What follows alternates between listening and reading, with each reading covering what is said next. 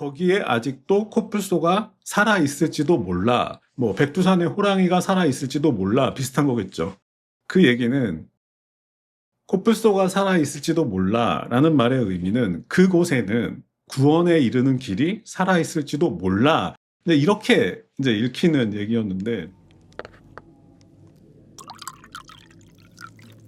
피터캣 북클럽 96번째 시간, 오늘은 아주 특별한 소설 한 권을 소개해 드리겠습니다. 바로 파이 이야기의 작가인 얀 마텔의 2016년작 포르투갈의 높은 산입니다. 이 소설이 특별한 이유는 우리 영혼의 구원이라는 문제의 해답을 바로 이야기에서 찾고 있기 때문입니다. 뭐 특별한 이야기들이 있겠지만 그렇다고 해서 이야기가 인간을 구원할 수도 있는 건가 하는 분들도 있겠지만 이 책을 읽어보면 생각이 조금 바뀝니다. 제 생각에는 작가가 전작 파이 이야기에서보다 포르투갈의 높은 산에서 구원의 서사에 훨씬 더 그 핵심에 가깝게 접근하지 않았나 싶습니다. 먼저 간단하게 작가 소개하고 책 소개로 넘어가도록 하겠습니다. 얀 마텔은 1963년 스페인에서 태어난 캐나다 작가입니다. 외교관이었던 아버지 때문에 스페인에서 출생했고 이후 코스타리카, 프랑스, 멕시코, 캐나다 등지에서 어린 시절을 보냈고 대학을 졸업한 후에는 인도, 터키, 이란 등지를 여행하다가 1993년 30살에 첫 소설을 발표했다고 합니다. 대표적인 파이 이야기는 38살인 2001년 발표되었고 이 작품으로 얀 마텔은 부커상을 수상했을 뿐 아니라 2012년에는 와호장룡을 연출했던 이안 감독에 의해 영화화되어서 대단한 성공을 거두기도 했습니다. 영화도 그랬지만 원작 소설도 아주 독특했죠.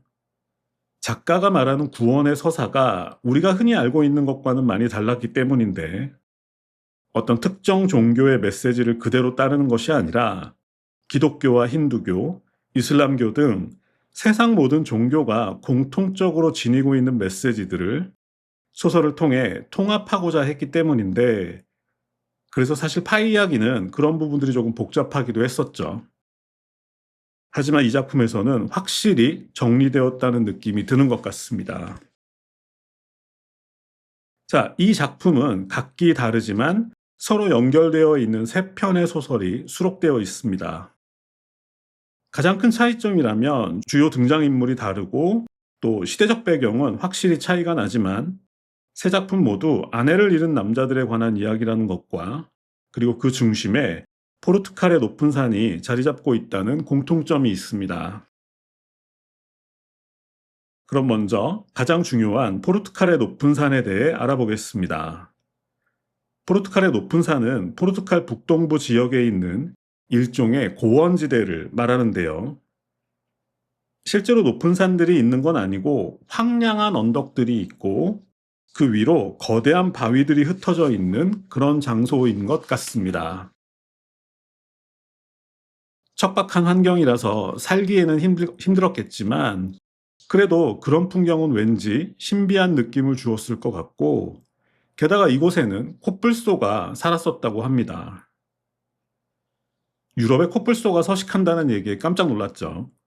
그래서 뭔 소린가 싶어서 찾아보니까 포르투갈이나 스페인 같은 나라들이 지브롤터 해협을 경계로 북아프리카와 마주보고 있어서 실제로 과거에는 서유럽에도 코뿔소들이 많이 살았다고 합니다. 물론 구석기와 신석기를 거치면서 인간들이 거의 다 잡아먹어서 이제 멸종되긴 했지만 그래도 사람들이 접근하기 힘든 척박한 지역에는 비교적 최근까지 살아남았는데 포르투갈의 높은 산 지역에서 마지막으로 코뿔소가 발견된 건 1641년이라고 합니다. 결국 공식적으로는 1641년에 멸종되었지만 우리가 한반도 어디엔가 백두산 호랑이가 있을 거라고 생각하듯이 그곳 사람들도 포르투갈의 높은 산 어딘가에 아직도 코뿔소가 살고 있을 거라 생각한다는 것이고 게다가 지금도 가끔씩은 정체모를 목격담이 들려온다는 거죠. 결국 이 작품의 제목인 포르투갈의 높은 산이 의미하는 것은 지금까지도 코뿔소가 생존해 있을지도 모르는 장소, 그러니까 아직도 구원의 가능성이 남아 있을지도 모르는 장소를 말하는 게 아닌가 싶습니다. 유럽에서 코뿔소가 멸종했듯이 현대사회에서 구원의 가능성은 사라졌지만 만약 포르투갈의 높은 산 같은 곳이라면 혹시 그곳에서 구원의 길을 찾을 수 있지 않을까 하는 의미인 거죠. 그리고 이 소설은 절박하게 그 장소를 찾는 사람들의 얘기인 것 같습니다. 자, 이 책에 수록된 세 편의 소설은 각각 1904년, 1938년, 1981년을 배경으로 하고 있는데요. 먼저 1904년을 배경으로 하는 집을 잃다부터 살펴보도록 하겠습니다. 리스본에 살고 있던 주인공은 얼마 전 5살 된 아들과 아내, 그리고 아버지를 동시에 잃었습니다. 디프테리아균에 감염된 아들이 어느 월요일 세상을 떠났고 목요일에는 같은 병으로 아내가 사망했는데 그 주 일요일에는 아버지마저 떠난 거죠. 그리고 그 충격을 감당할 수 없었던 주인공은 뒤로 걷기 시작합니다. 더 이상 이 세상을 똑바로 쳐다볼 수도 없었고 또 자신의 가족을 하루아침에 절멸시켜버린 신에 대한 반항이기도 했습니다. 그렇게 가족들 모두가 세상을 떠난 지 얼마 후 주인공은 17세기에 살았던 어느 신부의 일기를 발견하게 됩니다. 조금 전에 포르투갈에 살았던 이베리아 코뿔소가 1641년도에 멸종되었다고 말씀드렸었는데 또한 이 시기는 유럽 각국들이 아프리카를 처참하게 약탈하던 시기이기도 했습니다. 포르투갈 또한 마찬가지였는데 바로 이 시기에 그 신부가 당시 포르투갈의 식민지였던 아프리카 앙골라의 어느 작은 섬에 가게 된 것입니다. 흑인 노예들에게 세례를 주기 위해서였죠. 자, 말도 안 통하는 노예들에게 성경을 읽어주고 또 세례를 준다는 게 잘 이해가 되지는 않지만 사실 이것이야말로 마술적 리얼리즘이 아니라 팩트죠. 당시 유럽인들의 무지함을 증명하는 수많은 사례 중 하나일 텐데요. 어쨌든 마찬가지로 자신의 사명에 대해 무지했던 신부는 길고 지루한 항해 끝에 목적지에 도착하게 되고 그곳에서 강제 노역에 시달리거나 손발이 묶인 채 끌려가거나 그리고 전염병에 걸렸다는 이유로 바다에 내던져지는 노예들을 향해서 세례를 주게 됩니다. 그런 생활을 몇 년 동안 반복하다가 결국 지금까지 지켜왔던 모든 믿음을 잃게 되죠. 그리고 결정적인 사건은 밀림에서 잡혀온 어느 가족을 만났을 때였습니다. 그 가족의 비참한 죽음을 대면해야 했던 신부는 죽음을 앞두고 자신을 무심한 표정으로 바라보던 어느 사춘기 여자아이의 모습을 스케치했고 그것을 바탕으로 십자고상을 조각하게 되는데요. 십자고상이란 십자가에 매달린 예수의 모습을 조각한 것이죠. 그렇게 그 신부의 일기에 푹 빠져들었던 주인공은 그 십자고상의 행방을 찾게 되고 마침내 신부가 죽은 후 그 조각상이 포르투갈로 옮겨졌다가 19세기 무렵 화재 피해를 입었던 포르투갈의 높은 산 지역에 있던 어느 성당에 위로의 선물로 보내졌다는 사실을 알게 됩니다. 그리고 그것을 찾아 나서는 거죠. 그런데 이 지점에서 소설은 이상한 방향으로 휘게 되는데요. 갑자기 주인공의 부자 숙부가 등장하고 조카를 몹시 사랑했던 숙부는 먼 길을 떠나는 주인공을 위해서 당시 포르투갈에 갓 등장했던 자동차를 선물로 줍니다. 르노에서 갓 출시된 3000cc급 차였다고 하는데 헬멧과 고글을 쓰고 외투를 입고 장갑을 낀 채 운전하는 모습을 상상하면 될 것 같습니다. 어쨌든 운전을 해본 적도 없고 할 생각도 없었던 주인공은 숙부의 강권에 못 이겨서 그 차를 타고 출발하는데 처음에는 시동을 거는데 몇 시간씩 걸리기도 하고, 또 핸들 방향도 몰라서 계속 헤매고, 그리고 자동차를 처음 본 시골 주민들의 지나친 호기심이나 또는 지나친 적개심 때문에 마을에 머물 수가 없어서 어쩔 수 없이 차에서 먹고 자고 해야 했는데, 그러다 보니 씻지도 못하고 심지어는 이까지 옮아서 온몸을 벅벅 긁다가 결국 참지 못해서 온몸에 휘발유를 바르기도 하고, 그러다가 차에 불이 붙어서 시트가 타고 유리창이 다 깨지기도 하는 그런 과정들이 끝도 없이 이어지는 거죠. 그래서 처음에는 도대체 이게 포르투갈의 높은 산이랑 무슨 상관이야 했습니다. 멀쩡했던 자동차나 사람이 엉망이 되는 과정을 언제까지 읽고 있어야 하나 싶었던 건데, 생각해 보니까 주인공의 자동차 여행은 아마도 일기 속 신부의 여정을 다시 체험하는 과정이었던 것 같습니다. 그러니까 그 자동차 여행은 구원으로 가는 길, 즉, 순례였던 건데, 그 길이 그렇게 아름다울 수만은 없는 거겠죠.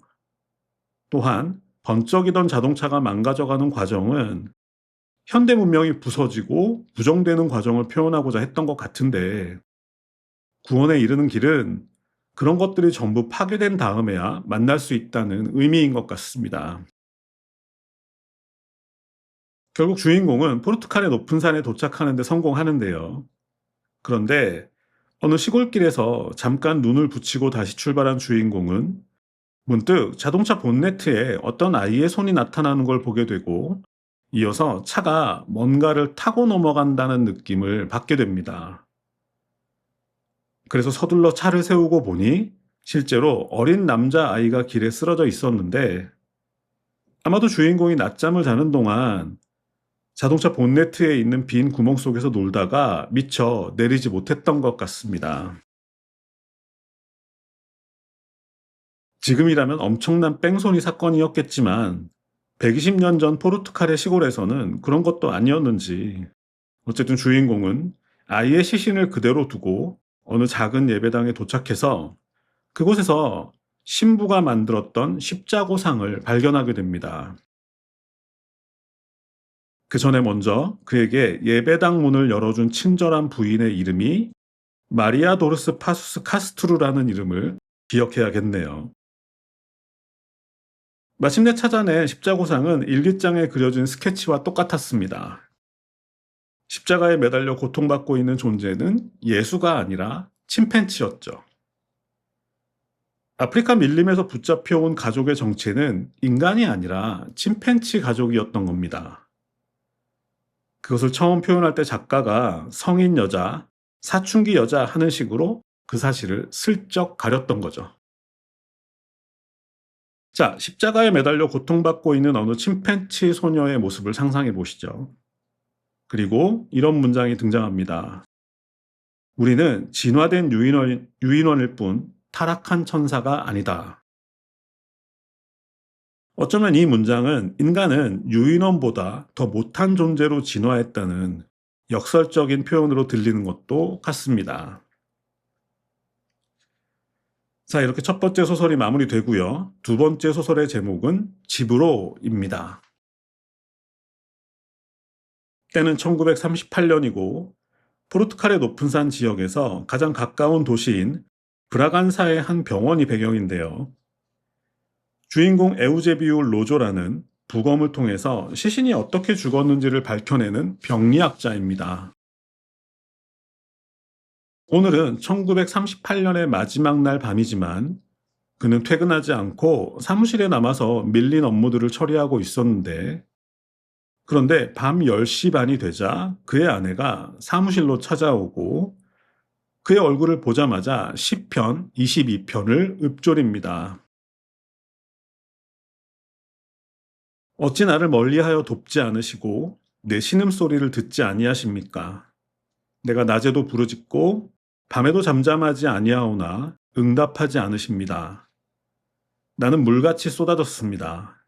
내 마음은 밀랍 같아서 내 속에서 녹았습니다. 내 입이 말라 질그릇 조각 같습니다. 아, 사랑하는 이여, 속히 나를 도와주십시오. 이런 문장이었는데 소설을 다 읽고 나서 다시 보면 엄청난 내용이죠. 어쨌든 의사의 아내는 신앙심이 매우 깊었고 연애할 때부터 농담 같은 건 하지도 않았지만 그래도 의사는 그런 아내를 평생 깊이 사랑했습니다.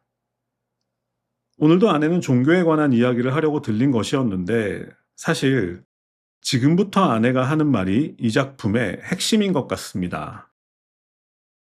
아내는 의사에게 평소 부부가 같이 좋아하는 에거서 크리스트에게서 해답을 찾았다고 말합니다.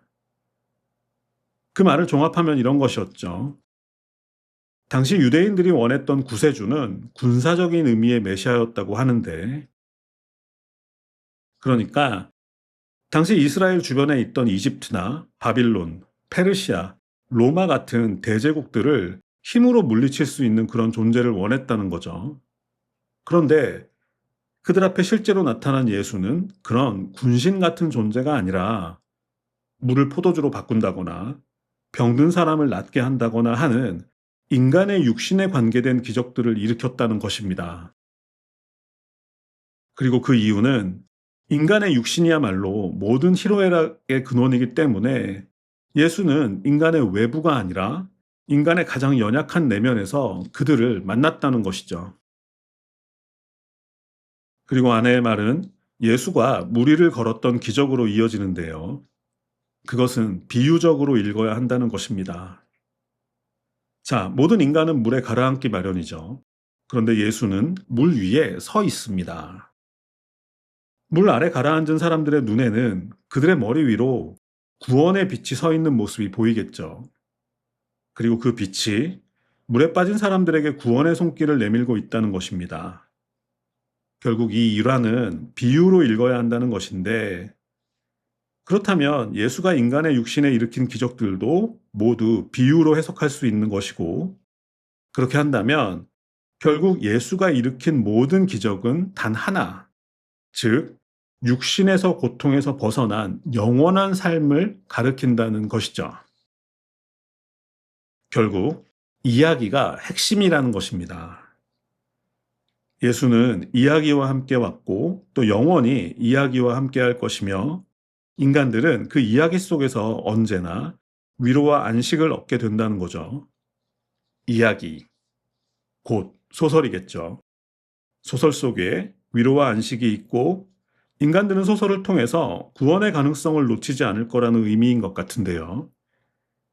작가가 생각하는 소설의 역할이 분명해지는 장면인 것 같습니다. 참, 에거서 크리스티를 빼먹었는데 안에는 예를 들어서 오리엔트 특급 살인에 등장하는 인물이 13명이고 그리고 에거서 크리스티라는 이름 안에 이미 크라이스트가 들어있다 같은 말을 하지만 그것의 결론 또한 사실 이야기의 중요성으로 귀결되는 것 같습니다. 이야기 속에 구원이 있고 인간들은 이야기 속에서 구원을 찾아야 한다.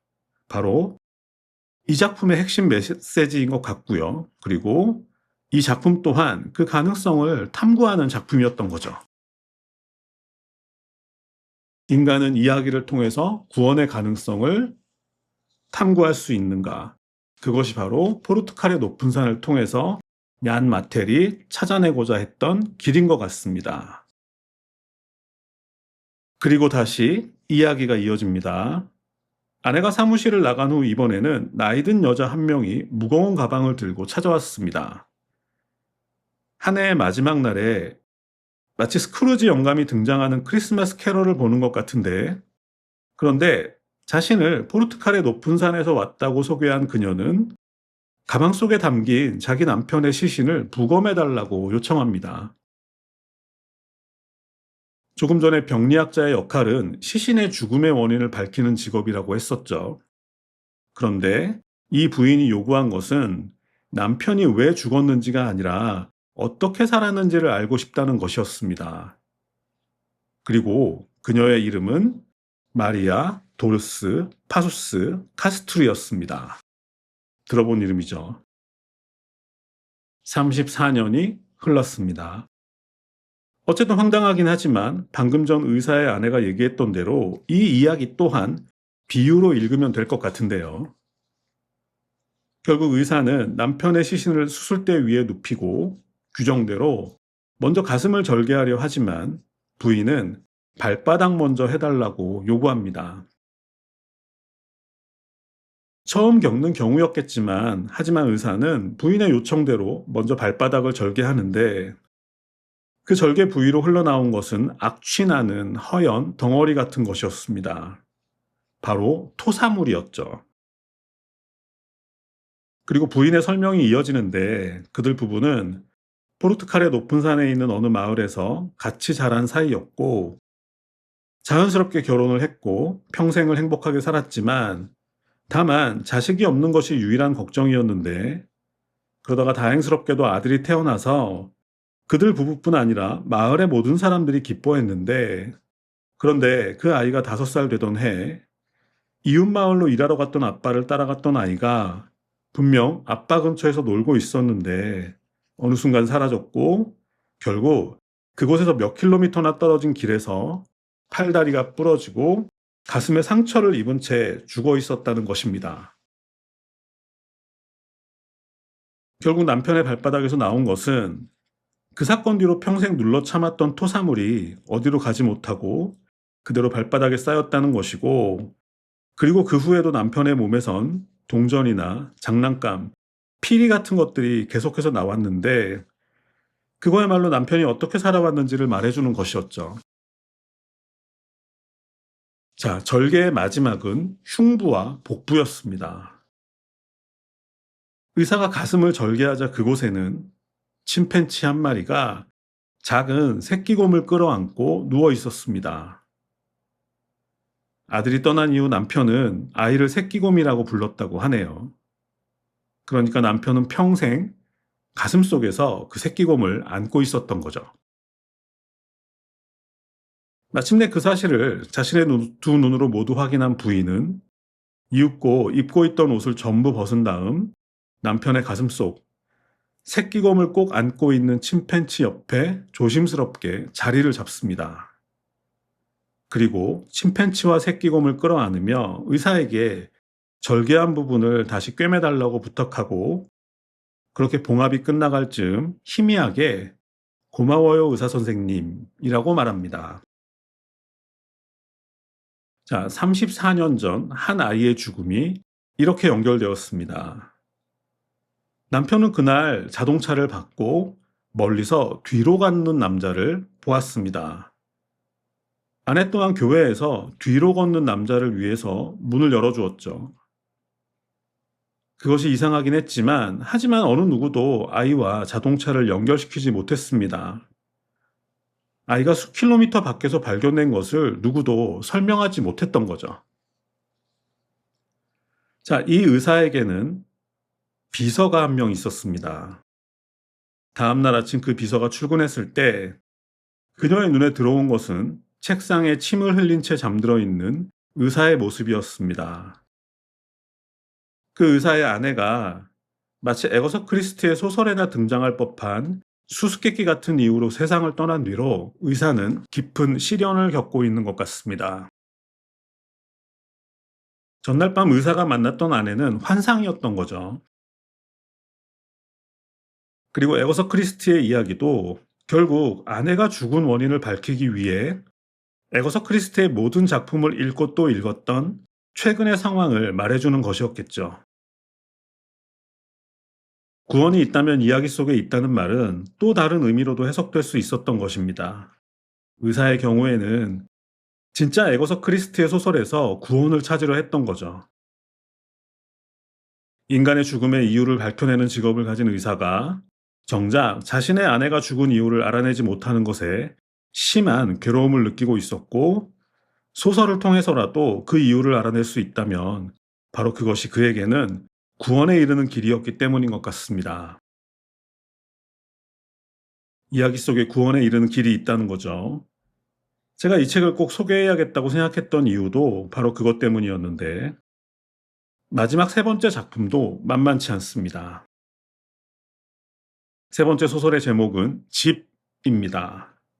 집을 잃고 집으로 향하고 이제 다시 집에 도착하는 거죠. 집의 주인공은 62살의 캐나다인인 피터 톱이라는 사람이고 시간적 배경은 1981년입니다.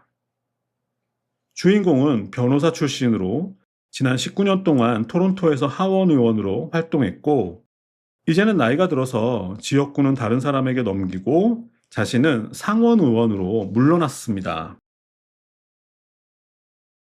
그에게 남은 유일한 목표는 캐나다 수도인 오타와의 멋진 강변에 위치한 집에서 아내와 함께 여유로운 삶을 즐기는 것이었습니다. 게다가 이곳에는 아들과 며느리, 손녀까지 있었기 때문에 행복한 노년을 위해서는 이상적인 선택이라고 생각했죠. 참고로 그는 가난한 포르투갈 이민자 가정 출신입니다. 그가 태어난 곳은 포르투갈의 높은 산에 있는 어느 마을이었는데 2살 무렵 부모님을 따라 캐나다로 이주했습니다. 하지만 새로운 환경에 적응하고 살아남아야 한다는 부모님의 의지 때문에 그는 포르투갈의 언어나 문화는 거의 접하지 못한 채 자랐습니다. 그런데 오타와의 멋진 집으로 이사하자마자 시련이 닥쳐오기 시작했는데 마치 톨스토이의 이반 일리치의 죽음에서처럼 어느 날 갑자기 아내가 옆구리에 심한 통증을 느끼더니 곧바로 위독한 상태에 접어들었고 게다가 아들 부부는 서로 원수가 되어 싸우기 시작했고 그리고 천사 같았던 손녀딸마저 10대 특유의 차가운 분노 속에 갇혀버렸습니다. 그렇게 아내가 죽고 이제 주인공은 오타와 강변의 멋진 집에서 유령처럼 살기 시작합니다. 아마 넋을 잃었던 것 같은데요. 그렇게 그가 내면에서부터 무너지고 마침내 주변 사람들마저 그것을 알게 되었을 때 의회의 원내 총무는 그에게 나흘간의 가벼운 미국 오클라호마 출장을 제안합니다.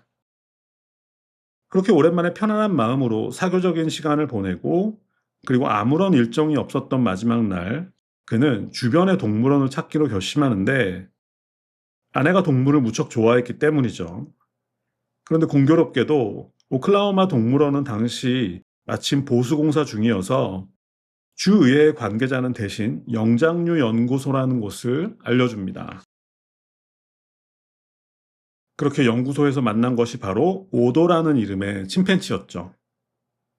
오도는 새끼 때 아프리카에서 왔는데 그동안 나사를 비롯한 여러 기관에서 모종의 실험에 이용되다가 이곳으로 보내진 것이었습니다.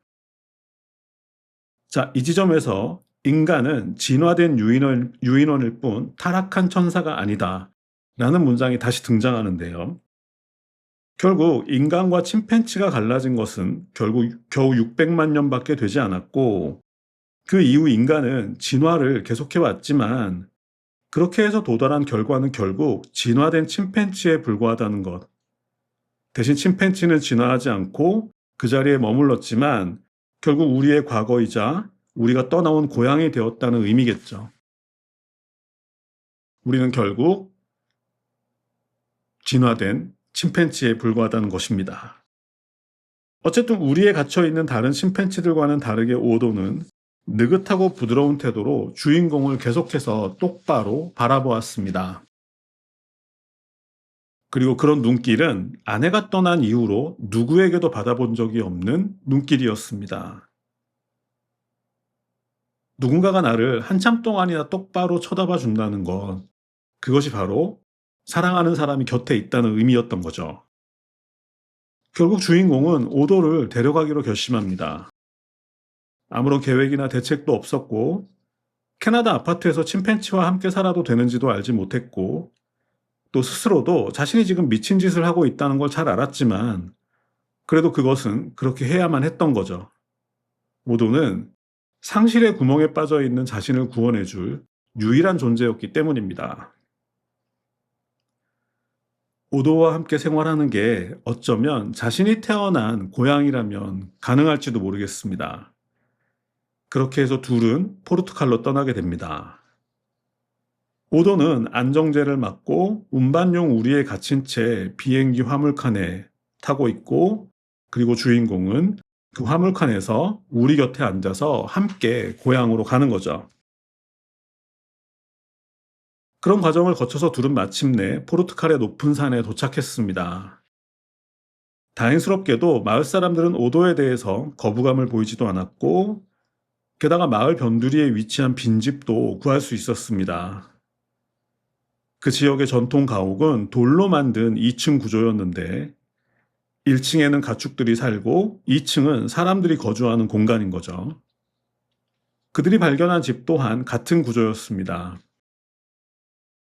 하지만 물론 작은 문제도 있었겠죠.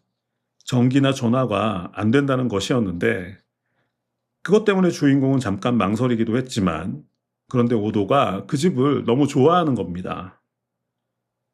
생각해보면 오도는 어린 시절 아프리카를 떠난 이후 언제나 쇠창살에 갇혀 살았던 거죠. 그런데 이곳은 자유롭고, 또 문이나 창문을 통해서 언제든 지붕 위로 올라갈 수도 있고, 그렇게 지붕 위에서 마치 아프리카의 나무 꼭대기에서 넓은 평원을 바라보듯이 마을 전체를 조망할 수 있었던 겁니다. 그러니 마음에 들지 않을 수 없었겠죠. 이곳에서의 생활은 오도가 인간의 태도를 배우는 것이 아니라 주인공이 침팬지의 삶을 배우는 것이었습니다. 이곳에는 당장 처리해야 할 업무도 없었고, 미팅이나 중요한 전화 약속도 없었고, 전기가 없으니까 당연히 냉장고나 TV도 없었고, 따라서 시계도 필요하지 않았습니다. 그저 각자 선호하는 자리에서 실컷 자고, 함께 식사를 만들어 먹고, 마을 상점에 가서 샌드위치나 바나나도 사 먹고, 그리고 거대한 바위 덩어리들이 놓여진 고원으로 산책을 가면 되는 거였죠. 참고로 그들이 살게 된 집은 그들 가족이 떠난 후 60년 동안 비워져 있던 바로 자신의 생가였습니다. 그리고 마을 교회에는 어느 아이의 사진이 걸려 있었는데, 주인공 어머니의 사촌이기도 했던 그 아이는 5살 때 팔과 다리가 부러지고 가슴에 상처를 입은 채 수킬로미터 떨어진 곳에서 발견되었고, 마을 사람들은 예수와 똑같은 상처를 입고 죽은 그 아이를 천사가 데려가다가 떨어뜨린 것으로 생각해서 신성하게 여겼다는 것이죠. 그리고 실제로 그 이후로 성당에 걸린 그 아이의 사진을 향해 기도하면 아이가 없던 가정에 아이가 생기기 시작했다고 합니다. 게다가 마을 사람들은 누군가의 장례식이 있는 날이면 언제부터인지는 모르겠지만 장례 행렬을 따라 걸어갈 때 고인을 애도하는 의미에서 뒤로 걸어가는 풍습도 있었는데요. 물론 침팬치가 조각된 십자고상도 여전히 그곳에 있었죠. 마치 포르투갈의 높은 산에 있는 어느 작은 마을에 80여 년 동안 이야기들이 차곡차곡 쌓여서 마침내 그곳이 신비로운 구원의 공간으로 변해가는 모습을 보는 것 같습니다. 자, 이제 마무리할 시간입니다. 주인공은 심장이 좋지 않았습니다. 그래서 무리한 운동은 피해야 했는데, 그런데 오도는 산책을 할 때면 커다란 바위를 만날 때마다 꼭 그 위로 올라갔고, 가끔은 주인공에게 함께 올라오라고 재촉하기도 했습니다. 이 장면은 마치 헤르만 헤세의 유리알 루이의 마지막 장면을 보는 것 같은데요. 어린 제자는 차가운 호수에서 수영을 하면서 스승을 부르고, 그 스승은 잠시 망설이지만 결국 웃으면서 호수 안으로 들어간다는 내용이었죠. 이 작품에서도 주인공은 피로감을 느끼면서도 오도의 재촉에 못 이겨서 한 번 더 바위 위로 올라갑니다. 그리고 바위 아래쪽에서 한가롭게 풀을 뜯는 코뿔소를 발견하게 되죠. 자, 2페이지 정도 남았는데 그건 여러분들이 직접 느낄 감동을 위해서 일부러 남겨놓기로 하겠습니다. 이 책에 대해서 솔직하게 얘기하자면 저도 처음에는 낯설고 불편했습니다. 현대인에게 낯선 것은 불편한 것이죠. 그래서 첫 번째 소설 주인공이 이를 잡기 위해서 몸에 휘발유를 바를 때쯤 그만 볼까 했습니다. 지금 생각하면 큰일 날 뻔했던 거죠. 그런데 사실 소설 속에서 누군가 몸을 북북 긁고 있으면 독자들도 같은 기분을 느끼게 되는데, 작가가 일부러 그런 거라는 걸 알면서도 짜증이 났던 거죠. 이 장면을 넘어가야 되는데 그러기가 쉽지 않았던 건데 결국 이야기는 위로와 안식과 구원일 수도 있겠지만 그것을 읽는 경험 자체가 또한 구원을 향한 독자의 순례일 수도 있다는 걸 깨달았던 시간이었던 것 같습니다. 불편한 지점을 견뎌야 한다는 거죠. 정말 대단한 작품인 것 같습니다. 자, 오늘은 여기서 마무리하겠습니다. 감사합니다.